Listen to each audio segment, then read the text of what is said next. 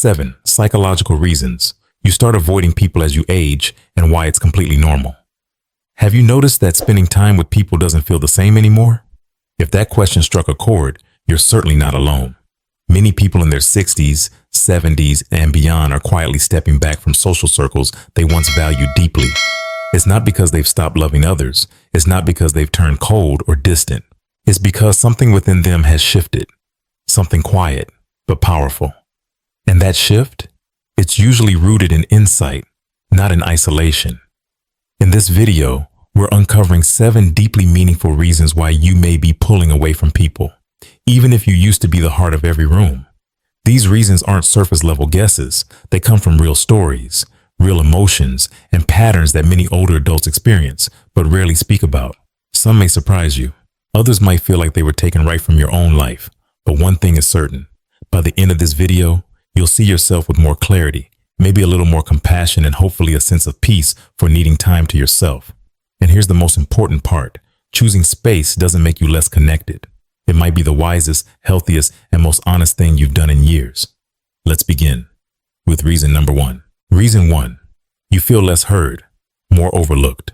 When your voice starts to feel like a whisper in a noisy room. Have you ever sat at a table full of people? Family, neighbors, maybe even old friends, only to realize that your presence felt more like background noise than a meaningful part of the conversation. You try to share a story, something you thought was interesting or even important, but as you speak, someone cuts in or looks at their phone. The moment passes, and just like that, you go quiet. If this sounds familiar, you're not alone.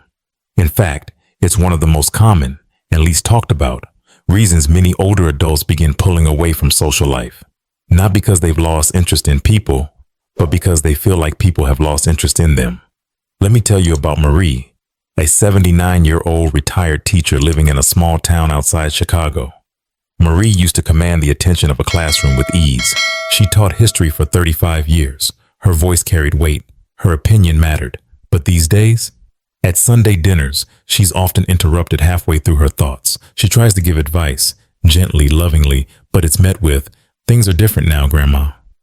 She starts reminiscing about the past, and her grandkids glance at their phones or change the subject. She's not offended, not angry, just tired.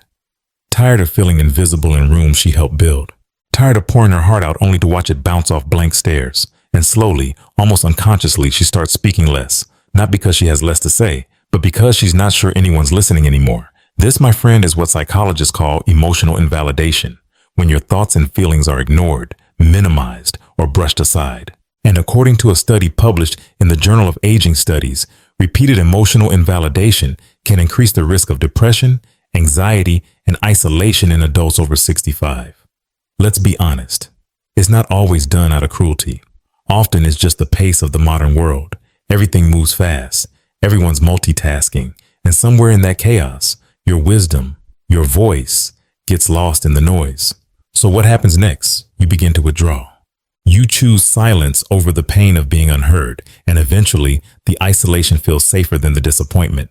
But here's what I want you to remember. Your voice still matters. Your stories still teach. Your life experience is still needed more than ever. You don't have to speak louder to be heard. You just need the right spaces and the right people. So what can you do? Start with yourself. Begin journaling. Not for anyone else, just for you. Writing helps you process, reflect, and reclaim your own voice, even if the world isn't listening. Find your people. Join a senior group, a book club, a virtual discussion space where age is a badge of honor, not a barrier. Places where people don't just hear you, they genuinely listen. Teach selectively. You don't have to pour wisdom into every empty cup. Save it for those who truly thirst for it. And trust me, those people exist. Now let me ask you something deeply personal. Have you ever stopped speaking? Not because you had nothing to say, but because no one seemed to care. If you've ever felt unseen or unheard, please comment below. I see myself in this. Your story deserves a voice, and this community, Golden Wise Elders, is here to hear you. Really hear you. So if this resonated with you, I invite you. Like this video to show others they're not alone. Share it with someone who might be feeling the same quiet ache, and subscribe, because this is a space where wisdom is not only welcome, it's celebrated. Let's keep talking. Let's keep listening. Let's keep reminding each other you still matter. And when your voice no longer feels heard, when your words fall into silence instead of connection, it's only natural to begin pulling back, not out of anger, but out of emotional exhaustion. And as you retreat from conversations that once filled your day, you may find yourself noticing something else. That silence, once uncomfortable, now feels comforting. And that brings us to reason number 2. You crave quiet over small talk, because sometimes silence says more than 1,000 words. There was a time when you could hold a room. You knew how to start a conversation with anyone. At church, at work, in the checkout line at the grocery store. Small talk came easy. It was part of your rhythm. It filled the air, broke the ice, passed the time. But lately, it doesn't feel the same. Now those surface level chats, the weather, the grandkids' sports, the how was your weekend, they feel tiring, not annoying, just draining. Like your heart is craving something deeper, something still. Let me introduce you to Harold, 76, a retired sales manager from Scottsdale, Arizona. Back in the day, Harold was the guy who could work a room like a pro. He loved conferences, networking events, community meetings. Anywhere there were people, Harold was there with a handshake, a joke, a story. But these days, he avoids gatherings unless they truly mean something. He skips the neighborhood BBQs, the extended family brunches, the birthday parties where everyone talks, but no one connects. He told me once, "I'm tired of conversations that don't go anywhere. I'd rather sit on my porch, listen to the wind, and think about what actually matters." And he's not alone. As we age, our emotional energy becomes more precious. We don't have as much to waste on performance or pleasantries. We're no longer trying to impress, to fit in, or to fill the silence. In fact, for many of us, silence has become sacred. According to research from Harvard Medical School, intentional silence has powerful benefits. It helps lower cortisol, the stress hormone. It improves memory and mental clarity. And perhaps most importantly, it restores emotional balance in a world that constantly demands our attention. So when small talk starts to feel like static, it's not that you've become distant. It's that you've discovered how nourishing peace can be. That moment in the morning, sipping your coffee with no one talking. That quiet walk at dusk when the sky turns pink. That calm of just being, without explaining, without performing, without smiling when you don't feel like it. That's not loneliness. That's healing. But here's the challenge. Sometimes when you start valuing quiet, others misunderstand. They think you're being standoffish. They ask, "Are you okay?" Or, "Why don't you come out more?" It can make you second guess yourself. So let me say this clearly. You do not need to apologize for needing space. You do not need to explain why loud rooms leave you tired, and you are not wrong for choosing peace over performance. So what can you do? Schedule your quiet time like it matters, because it does. You don't need an excuse to be alone. Say no with kindness and clarity. You're not rejecting people. You're choosing you. Find people who appreciate presence over chatter. One silent walk with someone who understands is worth a dozen noisy lunches. Now I want to hear from you. Have you found yourself drawn to quiet moments more than ever before? Not because you're sad, but because you've realized how beautiful stillness really is. Drop a comment below and write, "Peace matters." Let's fill this space with honesty, not noise. Let's honor the quiet wisdom that comes with time. And once you've come to appreciate the beauty of silence, once you've tasted the peace that quiet moments bring, it becomes harder to tolerate conversations that feel forced, shallow, or one-sided. But what happens when even the deeper connections begin to hurt? When trust you once gave freely now comes with hesitation. That's when the silence becomes not just a preference, but a protection. Which leads us to reason number 3. Past hurts make you guarded, not bitter, just wiser. And sometimes the hardest lessons don't come from books or doctors. They come from people. People we trusted, people we let in, people we gave our best to, only to watch them walk away, betray that trust, or slowly fade when we needed them the most. And so now, you pause, you hesitate, you protect your peace, not because you're bitter, but because you lived long enough to know. Not everyone deserves front row access to your heart. Let me share the story of Eleanor, 81, from Dayton, Ohio. For most of her life, Eleanor was the connector. She hosted Thanksgiving dinners for the whole neighborhood.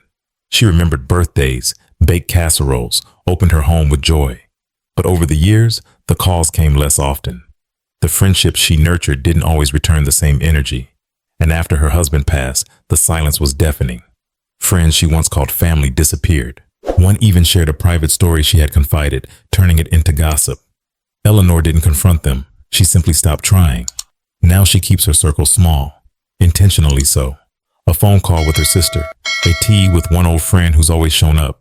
She still has warmth to give, but she gives it carefully. This is not uncommon. According to a study published in The Lancet Psychiatry, older adults who experience repeated emotional letdowns develop what experts call relational fatigue. It's not depression. It's not coldness. It's a kind of quiet exhaustion, the kind that says, I've been hurt before. I'd rather protect what's left of me than risk one more wound. And you know what? That's valid. In a world that praises openness, it takes real wisdom to know when to close the gate, especially when your heart has already been through so much. But here's where the story shifts. Guarding your peace doesn't mean giving up on connection. It means being intentional. It means saying, I choose quality over quantity, depth over surface, truth over show. Because even after betrayal, you still deserve real connection. It may not be a crowd. It may just be one person, but one soul who truly listens, respects, and sees you can heal years of disappointment. So what can you do now? Shift your energy toward one-on-one conversations. A walk with someone who gets you is worth more than a room full of noise. Set emotional boundaries without guilt. You can be kind without being wide open.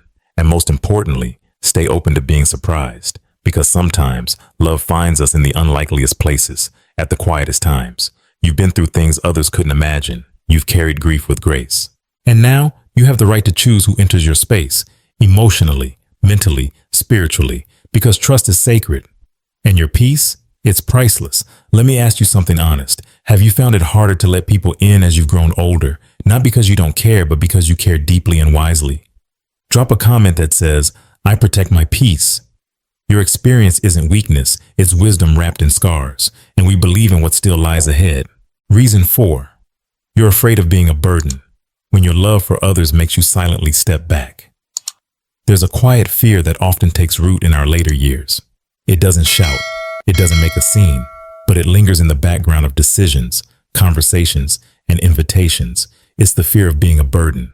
You may not talk about it, but it might be the reason you said no thanks to that birthday party. The reason you hesitated before calling your son for help with the TV. The reason you didn't mention the pain in your hip that's been getting worse. Because deep down you worry. What if I'm just too much? Let me introduce you to Frank, 84 years old, a widower living just outside Asheville, North Carolina. Frank used to spend every Sunday afternoon with his daughter's family. He'd help the grandkids with homework, share stories from his days in the Navy, and enjoy a simple meal together. But after a fall last winter, Frank's mobility changed. He now uses a walker and needs help getting in and out of the car. Since then, he's turned down most invitations, even when he wanted to go. When asked why, he simply said, they've got enough on their plate. I don't want to slow them down. And just like that, a once joyful routine became a source of quiet grief. This isn't just Frank's story. According to a national survey by AARP, nearly 60% of older adults worry that they are becoming a burden to their families, physically, emotionally, or financially. This fear often leads to silence, not because you don't trust your loved ones, but because you love them so deeply, you'd rather carry your struggle than add to theirs. It's noble, it's selfless, but it can also be painful and lonely. So how do we make space for this truth while still staying connected? First, it's important to remember, your needs don't make you a burden, they make you human. And asking for help doesn't mean you're weak. It means you're courageous enough to honor what's real. Many families today are juggling work, kids, bills, and chaos, but they still want to be there for you. They might not always say it perfectly. They might not always show it right. But more often than not, your presence is not a weight. It's a gift. And here's the truth. The people who love you don't just want to help. They need to help because helping you brings them closer to you. It allows them to give back some of the love you've poured into them for decades. So what can you do now if this fear is quietly holding you back? You don't have to make grand requests or long speeches. Start small. Talk honestly. Share your concerns with your family. Let them know how you're feeling, not to guilt them, but to include them. Offer simple solutions. Suggest easy, low-pressure ways they can support you, like setting up a ride schedule or helping with groceries once a week. Let them show up imperfectly. It's okay if they forget something or get it wrong. What matters is that they're trying and you're letting them in. Most importantly, remind yourself, you still matter. Your presence brings warmth. Your life brings legacy. You're not taking space. You're sharing space. And that's a beautiful thing. So let me ask you, honestly, gently, have you ever stayed silent, held back, or turned down help, not because you didn't need it, but because you didn't want to be a burden? If that resonates, type, "It's hard to ask" in the comments. You're not alone in this feeling, and together we can help each other ask when it matters most. If this moment spoke to your heart, like this video to keep the message going. Share it with someone who needs the reminder that they're not a burden, and subscribe to Golden Wise Elders, where your needs are honored, your strength is respected, and your story is always welcome, exactly as it is. And sometimes the fear of being a burden doesn't just come from needing help. It also comes from the quiet changes we see in the mirror, the ones that make us second guess whether we still fit in. Because as our bodies change, so can our confidence. And that brings us to reason number 5. Changes in your body or appearance affect your confidence. Your reflection may change, but your worth never does. There's a moment many of us experience in silence, a moment in front of the mirror when the person looking back feels unfamiliar. You notice the thinning hair, the softer jawline, the skin that tells a longer story now. You move a little slower, maybe with a cane or a limp that wasn't there before. You glance down at your hands and wonder when they started looking like your mother's. And while aging is natural, even noble, it doesn't always feel that way when you're standing in front of your closet, trying to find something that makes you feel like you. Let me tell you about Dolores, 75, from Raleigh, North Carolina. For most of her life, Dolores was the spark of the block. She hosted cookouts, danced barefoot in the yard, dressed in bold colors, and lit up every room with her laugh. But now, she's hesitant to go out. She says her knees don't move like they used to. Her favorite heels no longer fit. And after gaining some weight and losing some hair, she confessed, "I just don't feel like myself anymore. I don't recognize who I've become, and I'm not sure I want others to see me like this either." So she started turning down invitations. Not because she didn't care, but because she didn't feel comfortable in her own skin. And with each "maybe next time," the world around her grew a little smaller. Dolores is not alone. According to the American Geriatric Society, visible physical changes in later life, such as changes in weight, posture, mobility, or skin, can dramatically impact an older adult's self-esteem and willingness to socialize. In fact, many seniors withdraw not because of lack of interest, but because of a deep, quiet self-consciousness. And yet, what if we told you that your body isn't betraying you? It's just telling your story, one that's rich, resilient, and still unfolding. You've carried children, you've carried pain, you've carried decades of laughter, work, loss, and love. So yes, your body has changed, but it has not failed you. It has carried you through everything. And now it's asking for your kindness. What Dolores learned, and what we all need to remember, is that beauty at this stage of life isn't about hiding the years. It's about honoring them. So how can you begin to reclaim your confidence? Start simple. Wear clothes that make you feel comfortable and joyful.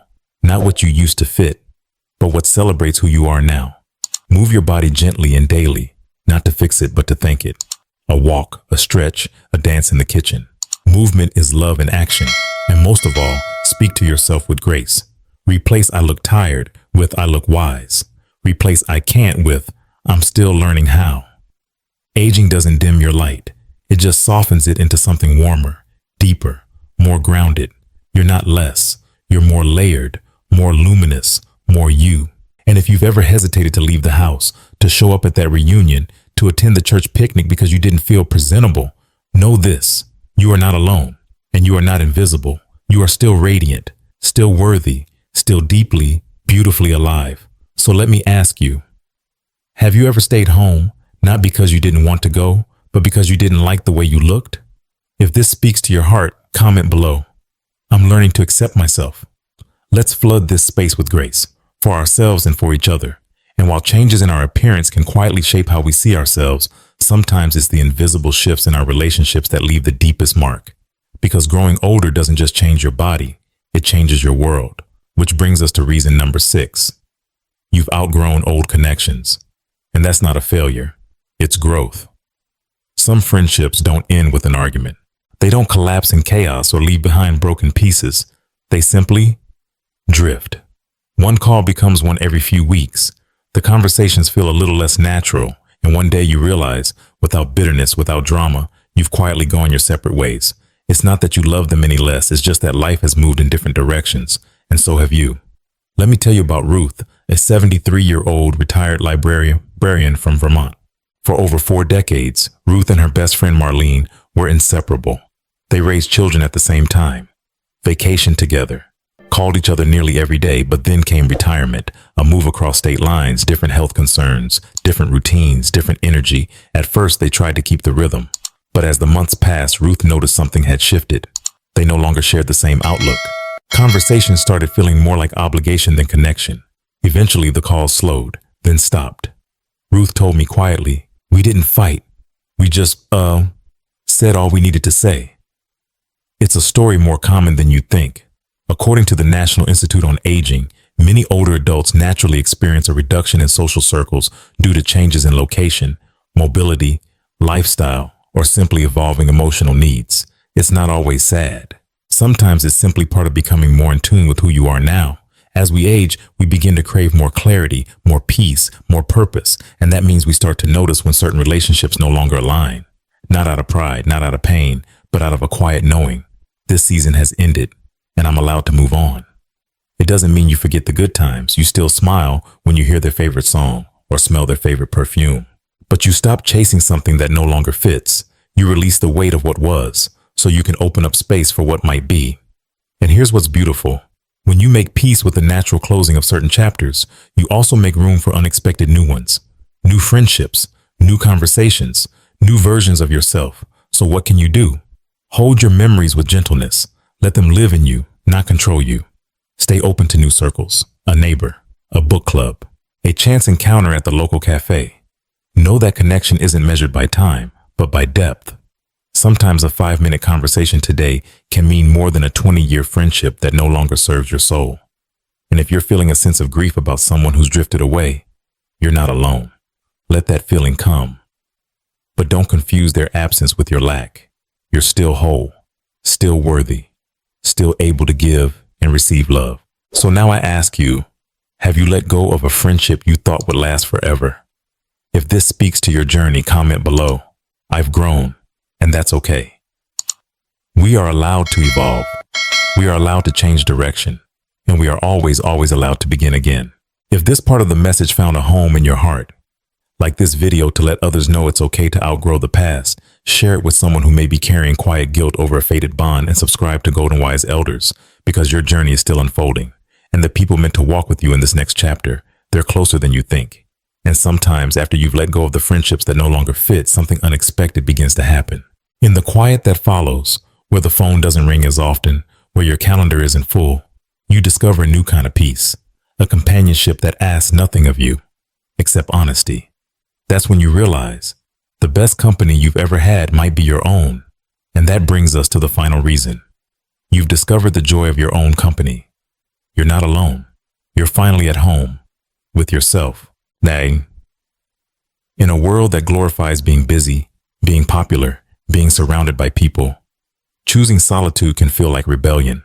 But as the noise fades, as the expectations drop away, something beautiful begins to rise in its place. You start to realize that peace isn't found in the crowd. It's found in the quiet corners of your own presence. Let me tell you about Gerald, 82 years old, from Oregon. He was once the life of the party. Thanksgiving?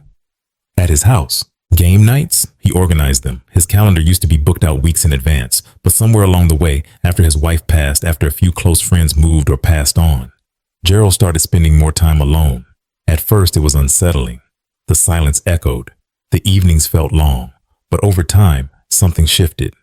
Now he wakes up early to watch the birds in his backyard. He journals with a cup of chamomile.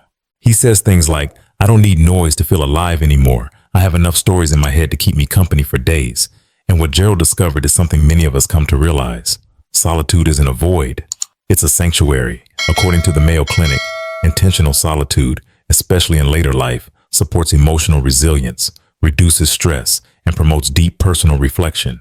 It allows you to process your life, not just live it, to feel things fully, to rest without guilt, to reconnect with the core of who you are. Beneath the titles, the to-do list, the expectations, it's not that you don't enjoy people anymore. It's that you've learned to enjoy your own rhythm more. And maybe for the first time, you don't have to explain yourself to anyone. You don't have to dress up for approval. You don't have to be on. You just get to be. So how do you lean into this season with intention? Create simple rituals, morning walks, journaling before bed, listening to music while sipping tea. Explore slow hobbies, gardening, sketching, puzzles, baking, things that don't rush you but invite you. Celebrate your presence. Light a candle just for you. Cook your favorite meal even if no one's coming over. Wear that outfit that makes you smile. Because your joy doesn't need an audience. Your peace doesn't need permission. And your company? It is enough. So let me ask you, have you found more wholeness in your own space than you ever expected? If that's true for you, comment below. Solitude is strength. Let's normalize this powerful truth that being alone doesn't mean being lonely. It means being free. If you saw even a piece of yourself in these stories, in the quiet sadness of being unheard, in the strength it takes to walk away, in the unexpected comfort of your own company, then I want you to know something. With every part of my heart, you are not pulling away. You are returning to yourself, to the truth of who you are, to what matters most. It's not about being lonely. It's about being real. And after decades of giving, surviving, showing up for everyone else, maybe now is your time to show up for you. This stage of life isn't the end of your story. It's the most honest, unfiltered, unshakably true chapter yet. You've earned the right to slow down, to say no, to choose quiet, to protect your energy, your heart, your wisdom. You've given so much to the world, and now you get to choose what the world gives back to you. So if any part of this message found its way into your heart today, tell us what part felt like it was written just for you. Drop your thoughts in the comments below, not for attention, but for connection. Because there is someone out there right now who needs to know they're not the only one. And if this video helped you feel seen, please give it a like, share it with someone you care about, and subscribe to Golden Wise Elders. Because here, aging is not something we hide. It's something we honor. Your presence still matters. Your wisdom is still relevant, and your story is still very much alive. So go ahead, make your tea, step outside, write a sentence, play your music, say no, say yes, say nothing at all, and just be, because being you, exactly as you are right now, is already more than enough. We'll see you again soon. Until then, take care of your soul. It's been waiting for you.